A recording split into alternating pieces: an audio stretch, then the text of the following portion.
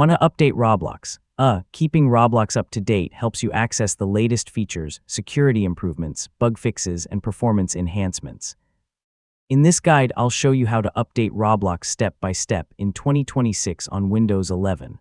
Let's get started. First, if Roblox is currently running, save any progress where possible and close the game completely. This ensures the update can be installed without interruption. Next, open Roblox from your desktop, Start menu, or web browser. Roblox normally checks for updates automatically when it starts. If a newer version is available, the update will begin downloading before the application launches. Allow the update to complete without closing the application or disconnecting from the internet.